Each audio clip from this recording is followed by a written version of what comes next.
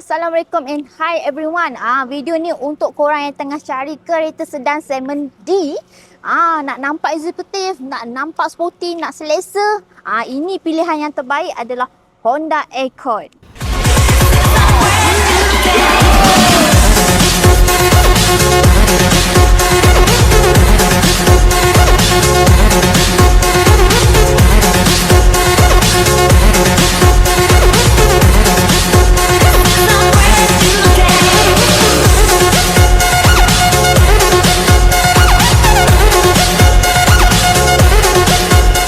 Daripada luaran dia memang nampak nice and nampak sporty. Dia datangi dengan grey chrome dekat bahagian depan, lampu LED dan dia agak sedikit panjang daripada Honda City. Bagi dia nak nampak feel dia eksekutif sikit.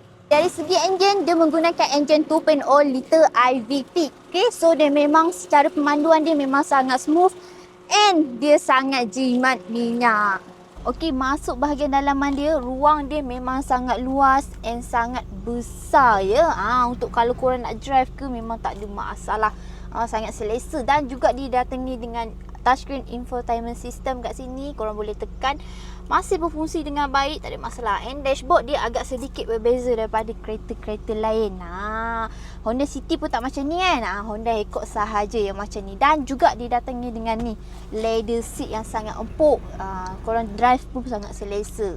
Harga untuk sebuah Honda Accord ni bermula daripada RM71,780. Bulanan dalam RM844. Ikat loan 9 tahun. So untuk korang yang tengah cari kereta sedan, nak yang sporty, nak selesa, sesuai untuk korang berjalan sana sini, inilah pilihan yang terbaik untuk korang. Nak jadikan sebagai kereta family car pun boleh, tak ada masalah. Nak gunakan sebagai harian pun lagilah tak ada masalah. So untuk korang yang berminat dengan Honda Accord ni, korang boleh PM kita sekarang sementara stok masih ada ya. Cepat PM kita sekarang. Bye. Assalamualaikum.